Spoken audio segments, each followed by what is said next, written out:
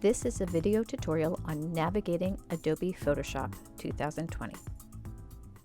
One of the most important things about working in Photoshop is the ability to be able to zoom in and out of an image. So if I want to look at any area in more depth, I want to zoom in on it and look at those objects closer. There are several ways to learn how to do this, and I'm going to show you a whole bunch of them. First method I'm going to show you is called the Navigator. So if you go up to the window menu and go down to Navigator, and unless you know what it's called, you won't be able to find it. It will bring up this small thumbnail. I can enlarge it a little bit so we can see it a little bit better. So right now it's showing me, hey, you're looking at this document at 33.33%. And there is a red rectangle around the canvas. That rectangle is indicating that I'm looking at the entire image. Really, that red rectangle is at the edge of this image. This dark gray area around the image is not part of the image. So if I zoom out of this, that red rectangle will still remain in the same spot because I am still looking at the entire image. Now if I move that slider to the right, I will be zooming in, and that red rectangle is showing me what I am seeing within these scroll bars and within the viewable area. So I'm looking at just this red rectangle, small area right here. And if I hover my mouse, my cursor, over that red rectangle, you'll see that my pointer finger turns into a hand.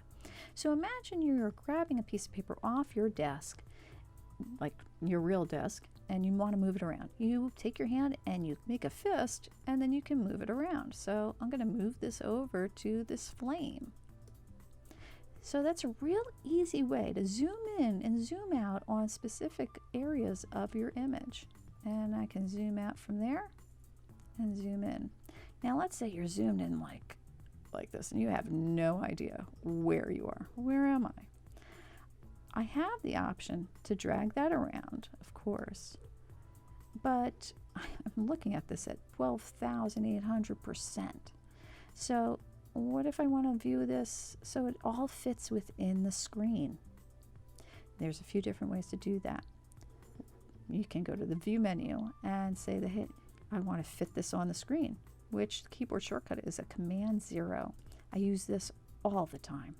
So now it is fitting within the screen. So the very top of the image is at the very top of the screen and the bottom is at the bottom. But you can see background area is viewable. So the other option is to zoom in on this at 100%. Command-1 will do that. Now Command-1 is stretching it beyond the viewable area. The next way, and you can see it says 100% now, 100% and 100%. There are other methods to zoom in and out on an image without using the Navigator. So I'm just going to shrink this up a little bit because we won't be using it. And let's go on over to the toolbar. Okay, we have the hand tool and the zoom tool. The zoom tool works just like it does in the Navigator.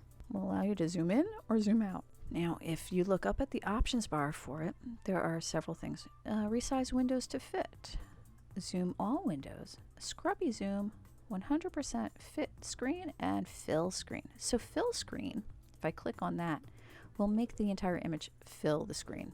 Fit the screen, fits it so we see all areas of it. And then, of course, 100% allows us to view it at 100%. So I'm going to go back to fit screen. So the way that scrubby zoom works, and I'll show you this before I turn it off because I often do turn it off, is when you bring your cursor out to the screen, you'll see that it becomes a magnifying glass. So if I click and drag to the right, I zoom in, and if I click and drag to the left, it zooms out. And you'll notice as I do that, it also changes how I see things on the Navigator. So I'm going to turn off scrubby zoom, and I'll show you how it works when you're not using scrubby zoom. And this is the way I usually use it. So let's say I want to specifically, I'm going to click and drag around his eyes. And when I release, that will fill my screen. Just that area. So that's how the zoom tool works when you do not have scrubby zoom selected. So now, well, how do I zoom back out if I don't have scrubby zoom turned on? With the zoom tool selected, you can also select to the zoom out tool, and I'm incrementally clicking and it zooms back out. Or I can have the zoom tool zoom in selected and hold down on my keyboard the Alt or Option key, and that will zoom back out, and it gets that minus sign in the middle of the zoom tool. So that's just me holding down the Alt key, and so I'm zooming in, and now I'm zooming out. And so let's say I zoom a whole lot in, okay? And now I want to, and I don't have the Navigator open, to use the hand tool to move it over to this area. What I can do is grab the hand tool, and the hand tool will allow me to flick pan this. So I just clicked and dragged it, and now I can get over to the matches and any area. So the hand tool allows me to move what I'm seeing. It is not actually changing or moving any of the pixels within the document. It's just allowing me to see different areas of the document. So I'm going to go back to fitting the screen. And now I'm going to show you how I use the zoom out, zoom in, and hand tools. So I'm going to grab the marquee tool, and let's say I want to zoom in. So what I'm going to do is I'm going to hold down the space bar. When I hold down the space bar, the cursor will become a hand. This option to hold down the space bar works on every tool except for the type tool. It'll just give you spaces when you use that.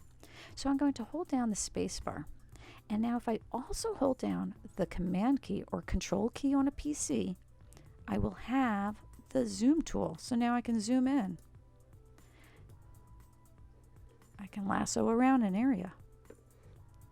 It remembers that I have scrubby zoom turned off.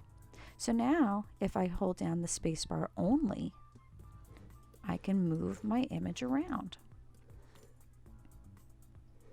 Now let me zoom back out. So if I hold down the spacebar and now the Alt or Option key, I get the zoom out tool, and I can single click until I am zoomed out.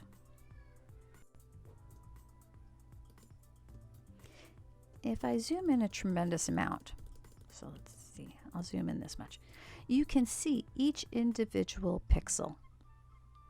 And seeing each individual pixel, you'll notice that each individual pixel is a solid color. And you'll also see this grid. The grid does not show up in printing, and it's just so you can see where the edges of the pixels end.